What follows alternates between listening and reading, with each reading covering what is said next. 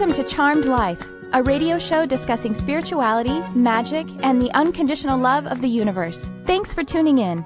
And I'm your host, Tricia Carr. Thank you for joining me today. I am so pleased to be with you to discuss a topic that is very important to me. It is actually central to, I would say it's central to my mission or my life purpose. And so I hope that you all will open your hearts and join me in it. And please understand that I am coming from a space of heart and love and to the point and interest of unity and ascension. Before I get into my topic, by the way, it's just me today. I hope you don't mind. It's a little date. You and I are having a date. Well, Jarvis is here too, so I guess it's at least a threesome. Jarvis Essex, my producer, always making it look gorgeous.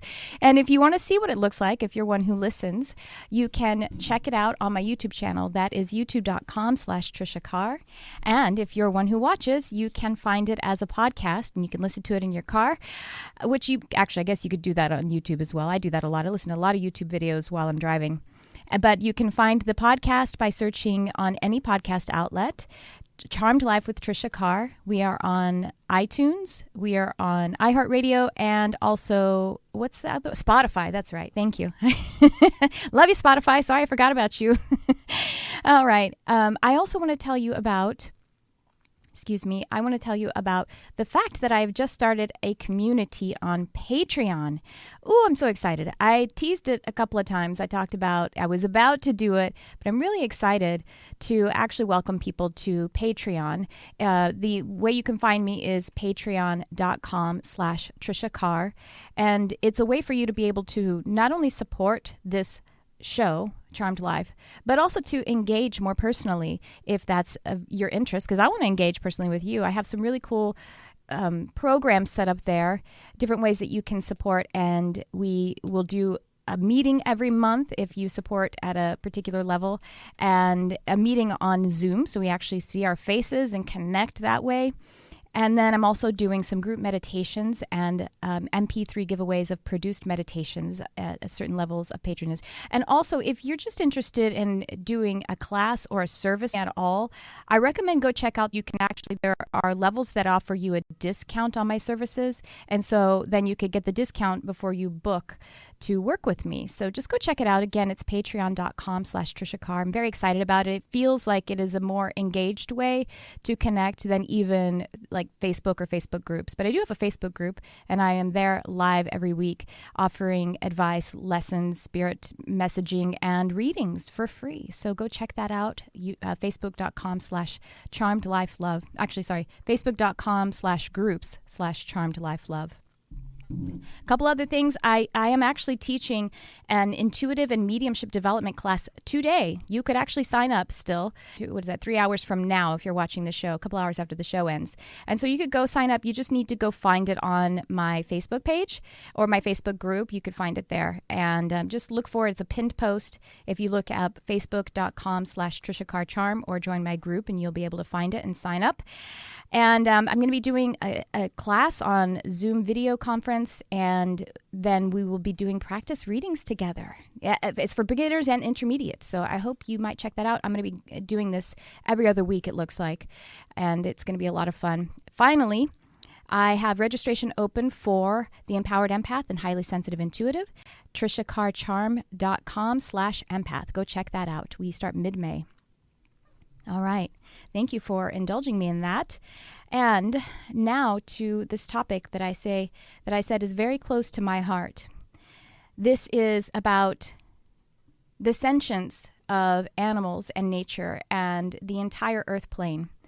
I had an episode not too long ago, a few months back, called Animal Emotions, because I observe certain public figures and even spiritual teachers saying that animals and or nature are lacking in sentience, consciousness, or in the case of that other episode, I was talking about emotional makeup. And this is something I've also addressed when I talk about animism. In that episode, I also talked about animism, which is what is referred to as a belief that everything in nature is conscious. I didn't actually understand, I didn't realize that that was set aside as a particular belief, because to me, it's just always been reality. And so what I want to talk about is, yes, the sentience of animals and nature, but I also am going to talk about the cause of veganism, vegan with a capital V, not just a personal dietary regimen, but the set of beliefs and activism behind veganism, and how I have observed that it is at times becoming dogmatic in a way that is limiting, and that they're actually harming the progress of their own cause. And I also want to address how we can actually consume energy, that is what eating is, that is clean and is oriented to helping us to ascend. Additionally, I'm going to talk a bit about how we can further the cause of helping people to understand how to treat animals and nature with more unity consciousness. And I'll just, a little spoiler alert, that isn't by creating blame, shame, and separation. And so this is all that I'm going to talk about today, and it's actually probably going to be a 2-part episode. But again, I want you to know that even though I'm calling out a particular cause, like veganism, I'm coming from a place of wanting to champion their hearts. I want to, if you're vegan and this is a cause that is very important to you, I want to say thank you for that. And I'm not saying that I don't align with you. I don't call myself vegan. It's interesting. My friend Patrick Hayes just said this recently on a video that I'm going to reference here. Not because of how my diet is composed, but because I want to keep myself free to be able to move with whatever spirit and my own inner being is leading me toward. And so if I align myself with a particular label or a particular movement, then I could be limiting myself to the collective thought of that movement. And that's actually, you'll hear me sometimes talk about being an empath, but I actually like to call it an empathic function, because I want to be free of whatever collective ideas and energy are associated with a particular label, if that makes some sense. Labels are only helpful if they're helpful. Labels are tools. And if we allow them to use us, then we are being limited, and we are not being oriented to our personal sovereignty and the creator essence or the God essence. So I'll just dive right in. One of the things that actually inspired me to begin this discussion is that I heard a very famous, now past, teacher and author, Dolores Cannon. I heard a quote. I heard her say, it's in a particular video, and now I may be slightly paraphrasing because, but I think I've got it pretty close to exactly how she said it. She says that if humans want to ascend, that they need to stop consuming the suffering of sentient beings. So I'm going to say it again. If humans want to ascend, they need to stop consuming the suffering of sentient beings. And I agree. But what we need to look at is actually how she said it is, the suffering of sentient beings. It is consuming the suffering. That is the truth of that statement. One thing that I want to isolate also is the sentient beings part of that expression. Now, I understand, I heard that Dolores Cannon is vegetarian. I've seen that, or I've heard her say that before. Sorry, was, because she's now no longer she's no longer in the body, so she's not eating vegetables anymore. Quite frankly, but I want to talk about sentience as it concerns animals and as it actually concerns plants as well, because I think that this is actually, regardless of what you choose to have in your diet, it is really important to look at with our full consciousness. And I'll start by saying all creatures are sentient. The reason I'm highlighting this is because I recently also heard another spiritual teacher who's very popular on YouTube at least, is popular on the internet. I'm not going to identify her because I don't want it to seem like I'm actually calling this person out. Dolores, on the other hand, was very public. It was very much a part of her message. And I think that if Dolores were here in the body, she'd sit down with me and say, let's talk about that. Whereas with this person, I'm not certain, and I don't want anyone to think that I'm actually calling this person out as incorrect and criticizing. And I'll pause for a moment to just say that as it concerns Dolores Cannon or any other teacher, that just because they have one isolated phrase or belief or bit of teaching that doesn't resonate with me, that doesn't mean that the entire work of the teacher doesn't resonate with me. I don't throw the baby out with the bathwater because two things. First of all, perhaps that bit of information that teacher is putting forward is something that I will resonate with later. So perhaps it is me who is growing into the message of that teacher. Or perhaps that teacher is growing. Perhaps the message that teacher has brought through in that isolated area is being filtered in a way that isn't quite developed. And again, it has to do with our relationship. And I want to point us all back to our personal sovereignty. Now, at the same time, there are certain teachers whose message fundamentally is so not aligned with me that I do throw out all of that baby and that bathwater. That's true because it isn't helpful to me. It isn't aligned with me.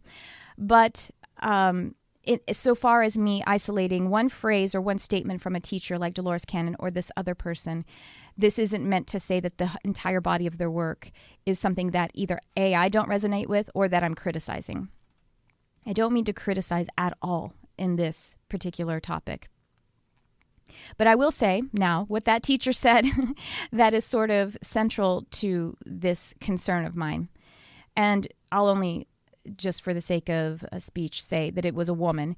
And she said, she referred to fireflies or lightning bugs, as we call them in Texas, fireflies as being non-sentient beings. Non-sentient creatures, I think, is how she actually said it. And I think that this can actually be a bit dangerous to think of particular animals, and I'm going to get into plants as well, being non-sentient. And so to look at what sentience is, because this is also a fundamental tenet of, at least, I don't know if it's the entire vegan movement, but certainly a lot of people that I have heard speak on behalf of the vegan movement, they draw a line as it concerns sentience. And it's really important to understand the suffering orientation of consumption. I will start with that. And to recognize that the reason that it hurts us more with certain animals or certain kinds of expressions of nature, it hurts us more to consume them because they are more alike to us. And I'll explain that. So yes, it can hurt our hearts.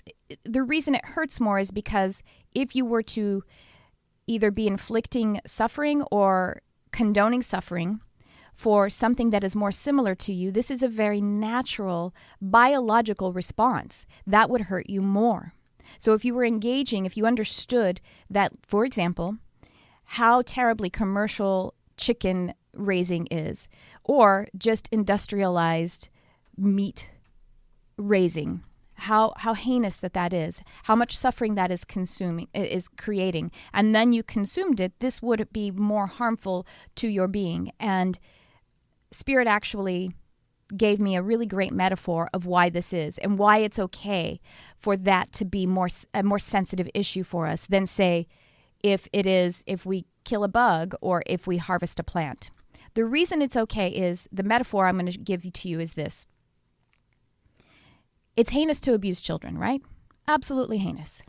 It is inhuman. It's unethical. Whatever plane of perspective you want to look at, that's unethical, right? It's a very harmful thing for obviously the child, but for the human condition.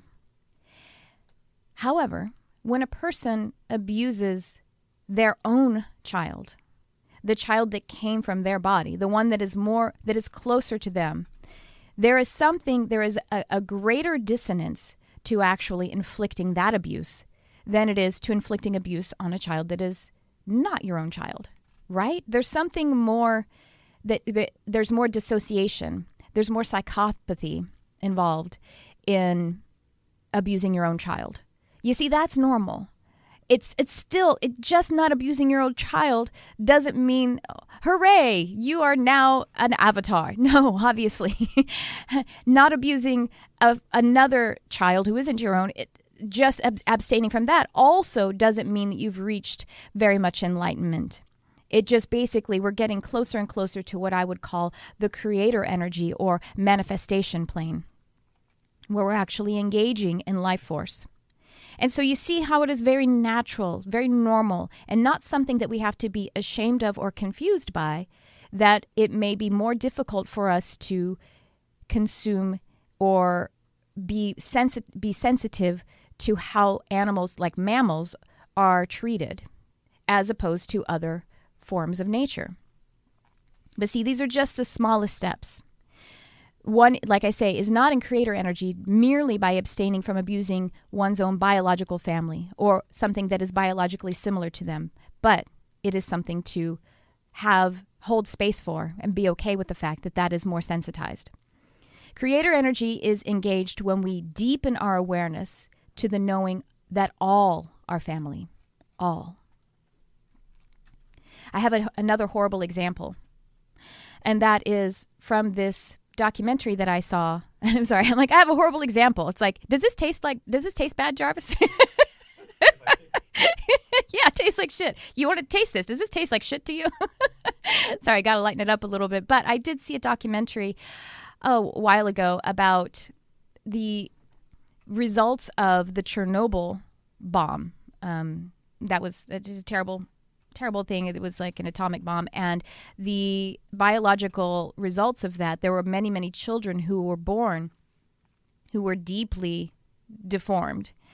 And there were so many of them, and there were no parents. Many were orphaned because of people dying. And in this documentary, there was this nurse who was overseeing all of these children who were desperately deformed, and they couldn't care for them. And we know that if children aren't nurtured, that they cease, they just perish. Besides the fact that these children were really malformed, there just weren't enough adults to take care of these children. And the way that they looked seemed to make them less similar. And I think that the children actually started to lose some of what would make them able to connect with the adult. And the adult had to start to desensitize to that as well. And so there was the woman who was taking the documentarian, was there at this hospital or this orphanage, and a nurse picked up a child by its malformed limb and just kind of like moved it over like it was a book, or, like it didn't have any feeling. And the documentarian said, "Oh my God, that is a child. You're hurting that child." And the nurse looked at her and said, "It doesn't have any feelings."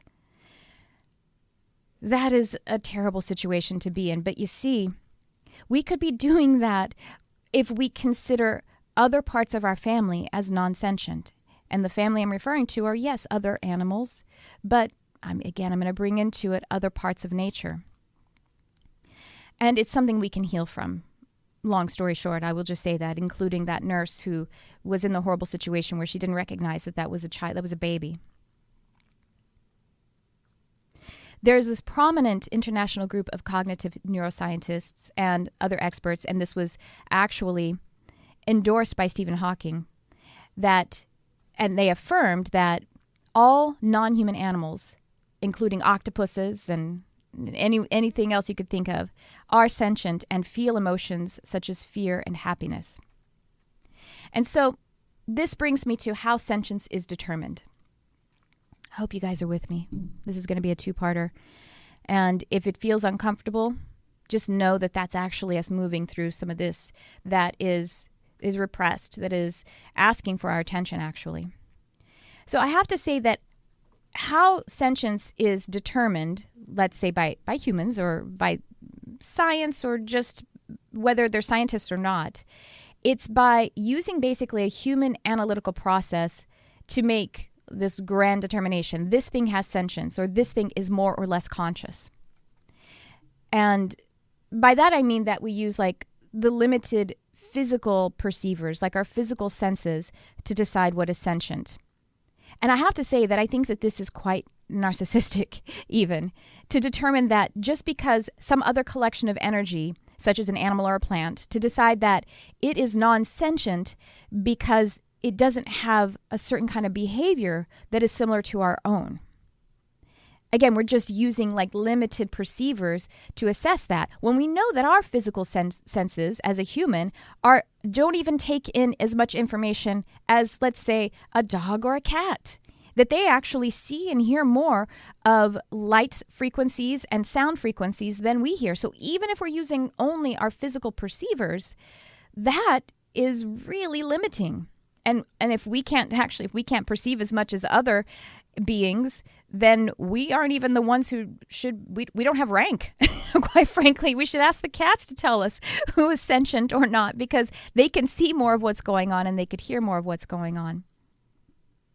I actually read on a website, Psychology Today, I was reading an article, and the person who wrote this article, by the way, I'm going to be citing all of these sources in the article that I'm writing about this, so stay tuned for that. I'll point you to that if you're interested in doing your own research, but I'm not going to belabor you with that during the audio and the video version of this. But the person who wrote this article, who was a biologist, said that we only call something sentient if it responds to us. And this confused me deeply, because plants respond to us. Do they not? Of course they do.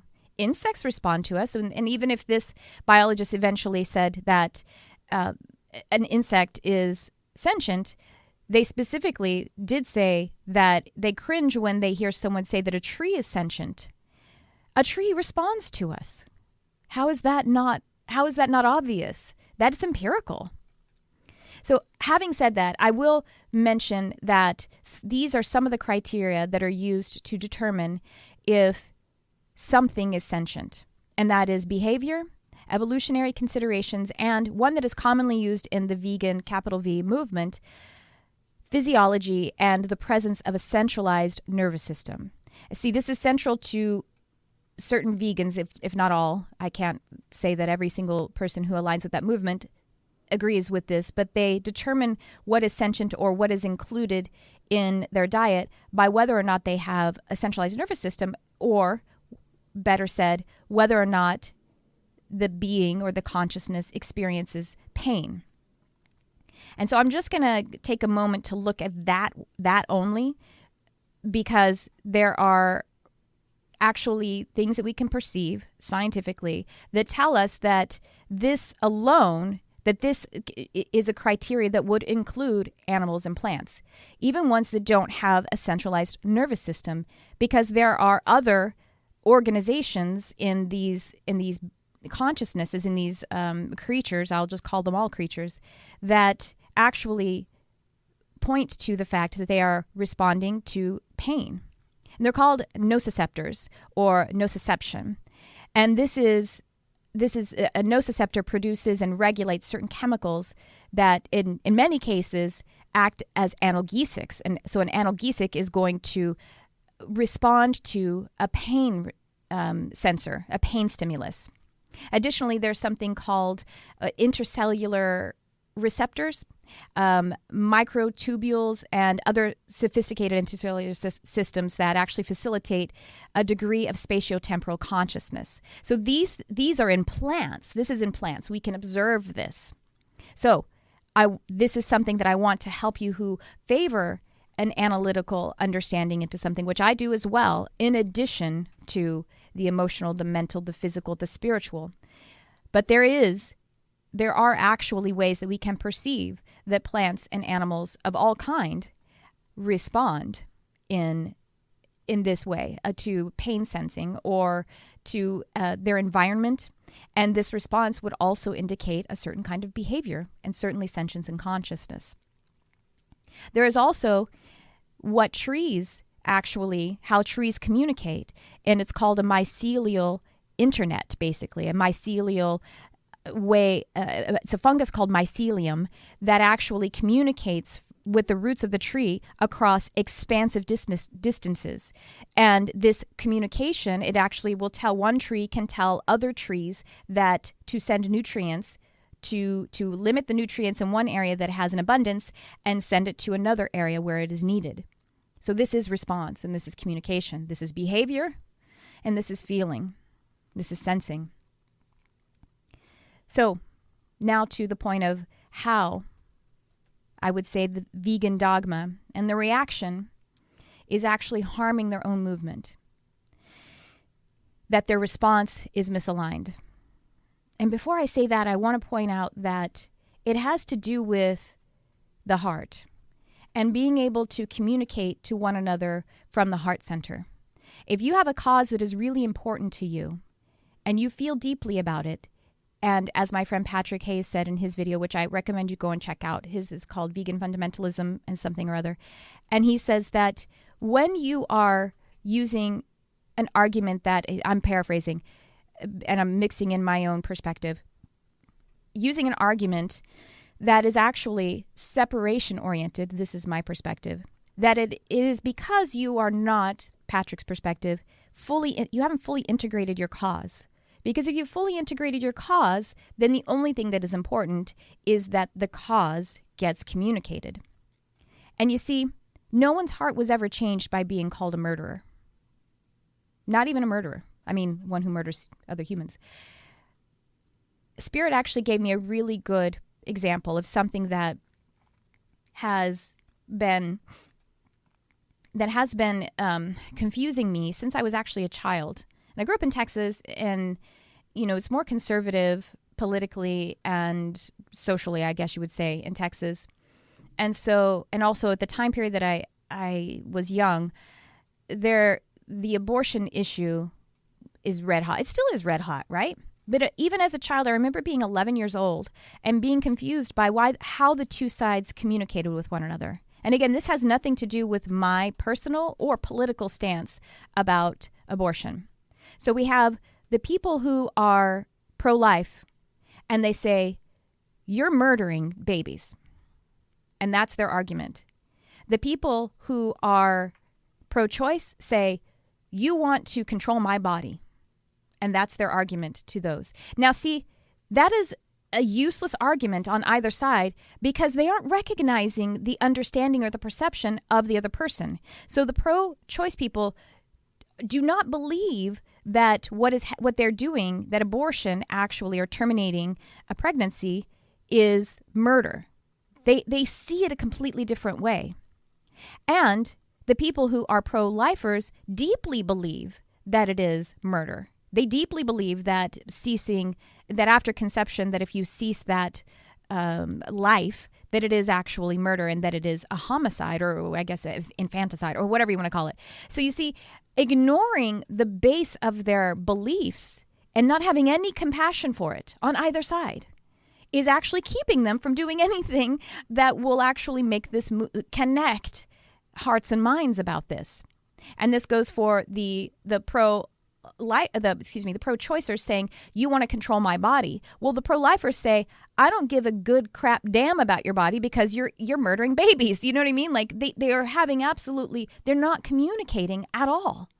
And again, I'm using inflammatory language from either side, not because I align with either opinion. Just know that. I'm just being objective about it. And I'm trying to say it doesn't work. Compassion is the only thing that works. It's the only thing that actually changes a heart, is to connect to the heart and have compassion for their perspective. And so when a vegan says meat is murder, and when a vegan says, you nasty meat eater, which was literally said to a friend of mine who hadn't actually put forth what her diet was at all. She was actually persecuted for something that a conversation she wasn't even engaged in. When a vegan does that, or when someone whose intention is to defend animals, beautiful intention, flawed logic. Beautiful intention, inappropriate execution, because you are not trying to change a heart. And so I want to say that a vegan who says that, actually, I want to extend compassion to your heart because I understand your frustration. and I understand the pain and suffering that you're observing. But there's a way to actually deepen your consciousness about it rather than react from a place of pain, shame, blame, and suffering. I actually have to pause for a moment to say that I get persecuted when someone observes my diet, and it has to do with actually like with grains. I'm actually grain intolerant, and because people are, I don't know, for whatever reason, decided to be very judgmental about that. By the way, I actually think that there is a really insidious programming going on about why people are reacting that way.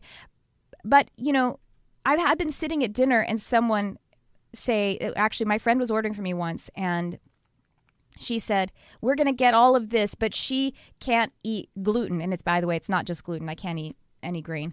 She can't eat gluten. And the person who was sitting next to us at the bar, who was just a stranger, he said, do you have, by the way, he was drunk. He said, do you have celiacs? And I don't. But that doesn't mean that I don't have the responses that I genuinely have, which are private, by the way. The responses that I have, it's none of your business that I'm lying on my couch in the fetal position for 3 days if I have this included in my diet. And I said no, and he said he'll be fine. He'll be fine. I've told this story to Jarvis before, and it's kind of insane that he thinks that he has more information about how I should conduct my health than I do. By the way, he thinks that he has more information about how I should conduct my health than my gastroenterologist does too, because my gastroenterologist hasn't told me that I just need to abstain in order for me to not put myself in the situation of becoming precancerous of something in my digestive system because of the abuse. I've also had a server. When I asked if the butternut squash soup was made in-house, yes, it was. Then can you tell me if it has cornstarch in it? Because that also is really dangerous for my system. And he rolled his eyes at me, walked away, came back, and told me that it did not have cornstarch in it. I probably should have taken the eye roll as a cue to just go ahead and abstain from the soup. But I didn't, and I ate it, and I became violently ill for 3 days. So persecuting someone for their diet on any level is really dangerous. And it's to me akin to persecuting someone for how they conduct themselves in the bedroom. It's deeply personal. It is a choice that they have to make from their own sovereignty. And I actually I was in meditation and I was communing with my guides and I was asking about my diet. And I was saying, is this system or this belief, is that the way that I should conduct my diet? And my wonderful spirit guide said to me, that isn't how nature works. Nature doesn't look outside of itself to understand how it should best consume energy for its own wellness. Nature feels into itself, and it aligns from its own sovereign space what it should be consuming. And when I say that means the body, it means the mind, it means the spirit.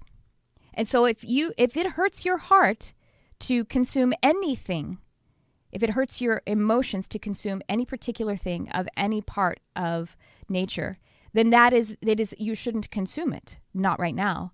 It does call for you to deepen your awareness about what's happening there, though. If it is hurting your heart, it wants more attention and it wants more awareness. See, the thing about what I've recognized about when a person says you're a nasty meat eater or meat is murder, this response is not exactly, as my friend Patrick would say it, it's not totally incorporated in the cause, but it's not really aligned appropriately because it seems more like akin to someone who is in the scenario of, let's say, an assailant. This is a metaphor. An assailant holding someone hostage, someone that they love hostage. And because the reason in that particular scenario, it would be effective to take out the single assailant in order to grab your loved one. That would be an effective measure to take. But when we're talking about the whole of many people and industry creating suffering, just attacking an individual is not an effective way.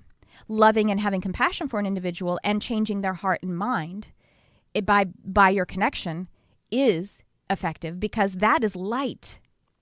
And light spreads. Light is contagious, and it is a healing contagion. But just trying to take out and separate yourself and blame and shame someone, a single person, that is not effective, and it's not aligned with your cause. And I have to say again that it is an ineffective argument, and it's operating on a flawed premise. Like I was giving the example of the two sides of the abortion issue. Their arguments are flawed because they aren't respecting each other's premise or each other's perspective. And when we are working from a flawed premise, so when I say that, I mean that when a vegan says meat is murder, they are saying that to people who do not believe that. And if the vegan actually wants to convince someone that consuming suffering is harmful to themselves and to the unit, to everyone, and that that an animal is experiencing pain and is deeply conscious and deeply sentient, that is at the heart of what they want to do. But they're not communicating that with their flawed premise of meat is murder. Meat is murder is flawed, and when there is a flaw, then your cause, your argument, your discussion will never be successful because of that flaw. And so I want to just talk a little bit more about why that is a flawed premise.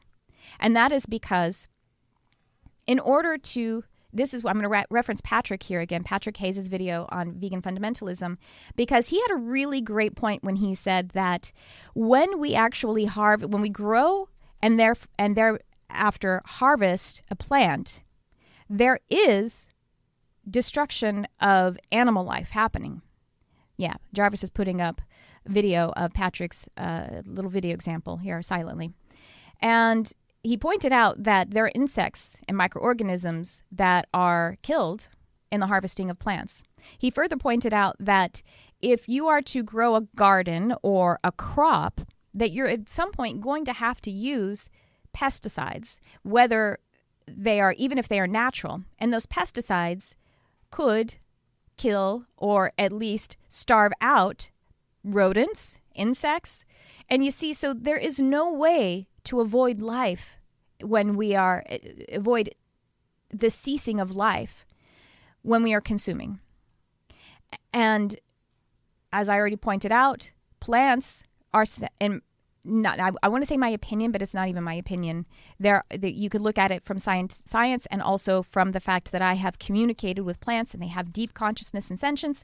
By the way, so do minerals and so do trees.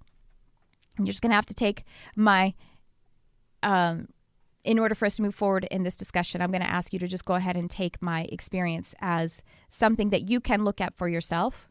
But there are a lot of perspectives that will offer that as accurate, that plants, trees, rocks, everything has consciousness and sentience.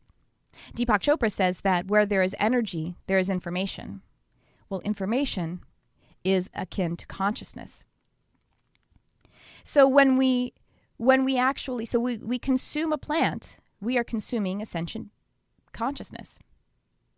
And I was shown by Spirit as I was trying to decipher what diet I should have. And by the way, it's private, but I'll tell you that it's 99% what a lot of people call vegan.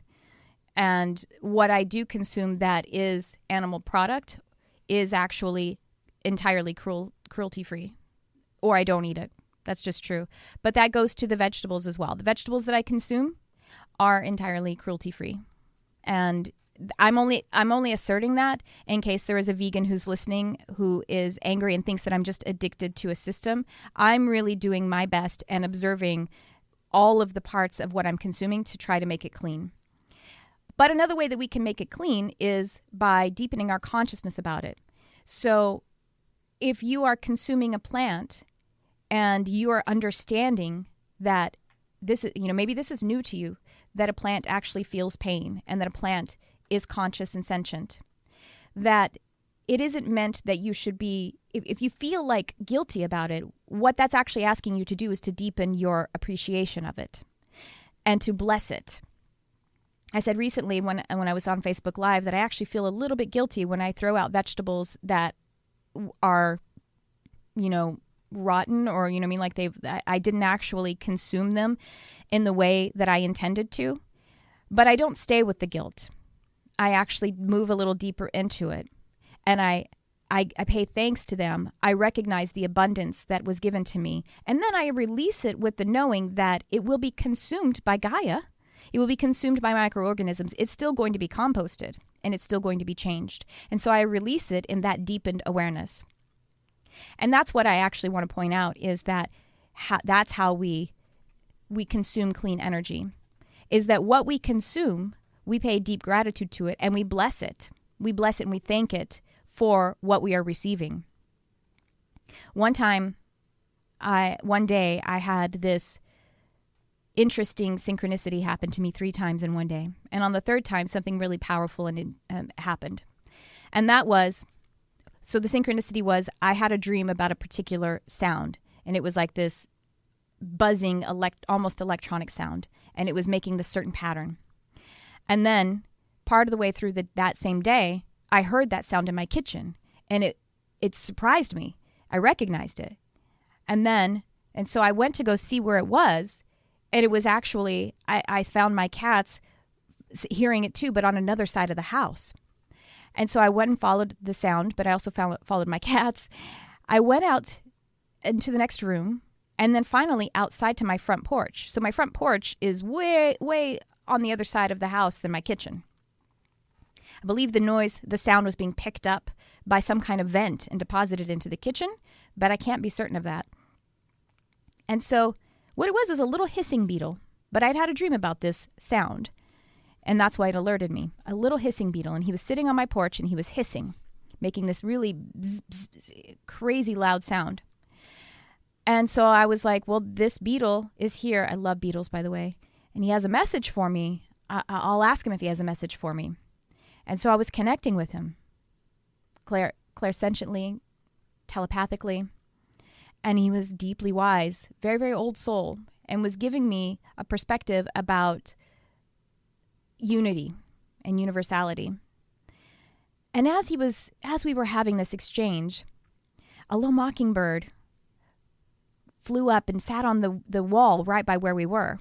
And the mockingbird, because I was in that shared signal, I could perceive the mockingbird saying, I'm going to get that, and I'm going to take it to my family. I'm going to get that bug, that beetle, and I'm going to go feed my family with it. And the mockingbird started to flap his wings in a stimulated way. And so, of course, because now I've connected with this beetle, like I said, as we do when something is similar to us, now we've communicated on spirit. And so now we are kindred spirit, much like a mammal is kindred to us in the way that they respond and the way that they behave.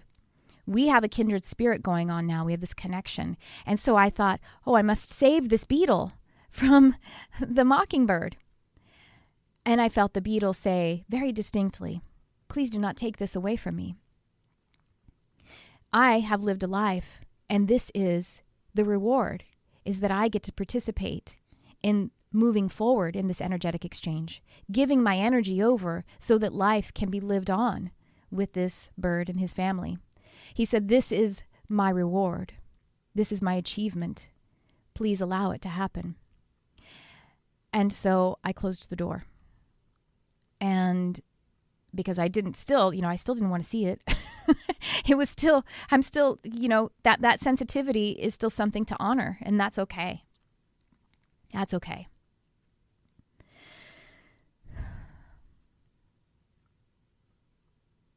So, one other thing, as I said, I was listening to Spirit and saying, what diet should I have?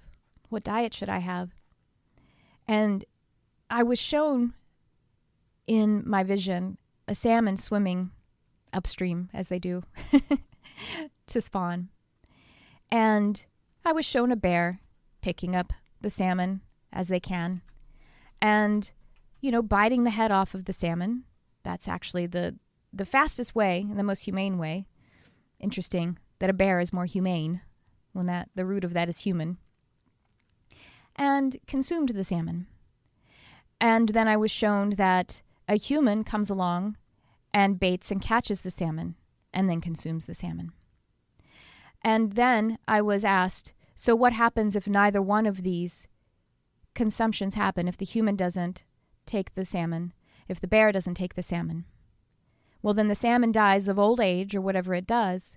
It falls down into the bed of the water, it falls to the waterbed, and then it's consumed by other creatures, and it's consumed by the soil, and it's consumed by Gaia who composts and transmutes it. So no matter what, energy is consumed and energy is used.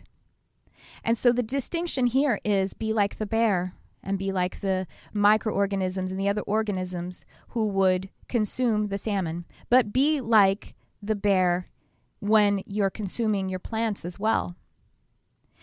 The other thing that I think is really dangerous about saying that meat is murder is because now we are casting that same indictment upon other animals. Is the bear a murderer? Well, if not, then what is the separation there? Are you then calling the bear less conscious than you, less aware? That's dangerous. The other thing that is dangerous is that having the separation with animals, if that is the heart that you have, having the separation and seeing them as not as conscious actually disempowers your relationship with them. It doesn't disempower the animal, but it does disempower your relationship and your ability to partner with them, which is how, again, this is how hearts and minds will be changed. You see, if we always are casting them as lesser, or we're always thinking of them as being victims, then that's a disempowerment of the relationship. If you were a person in a relationship, a partnership, and you were a person who had been victimized in your past, but your partner only saw you as a victim and continued to see you as a victim and didn't really see you able to move past that label, wouldn't that feel like your relationship couldn't be that empowered or that connected if you were constantly seen as a victim? So see them as champions and heroes for being able to take on, if it is suffering, and then show it to us. And rather than seeing them as martyrs, see them as champions. See them as beings who are willing to take on that challenge and show it to us in a way that is serious. Don't look away. Deepen your understanding of it. Deepen your appreciation of it so that you can, and then take that appreciation to the heart of someone who doesn't understand that yet. And appeal in compassion. Appeal in love. This is the way that we actually ascend together. And so how do we ascend? How do we consume clean energy? Of any kind, whether it's animal product or plant. It is because again, when we consume plants, as Patrick points out, we are consuming the life of other animals as well, at least, secondarily. Then we have to understand, we deepen our awareness about it and our appreciation, our gratitude, and we bless it. Blessing is an energy healing method. Blessing isn't something that belongs to the church, by the way. It doesn't belong to religion. Blessing is something that we do. It is an energy. It is like namaste. The light in me recognizes the light in you. That is a blessing. That is a connective, energetic action, I would say. So do bless it. And bless and redeem by your blessing. Understand that your sovereign space, that your creator energy is capable of healing whatever that came through, whatever that plant came through, in order to be able to be there for you and to give you life. Whatever that beetle came through, and however his life is going to be taken into that of the mockingbird, bless it. By the way, these more ascended consciousnesses, which animals in nature tend to, because they are closer to Gaia energy, which is closer to source energy in its signature, they actually do understand how to remove themselves from suffering of the body. The consciousness, the higher self, can do that, can dismiss it. They don't do it always, but it is the choice of the being to be able to experience that suffering or not. And that's because of just the desire to be able to have experienced it and to experience all that this 3D incarnated expression has to offer. One last thing I want to talk about, as I'm almost out of time here, and I didn't take any calls. I didn't even offer it because I just felt Spirit said there's some things that we need to talk about.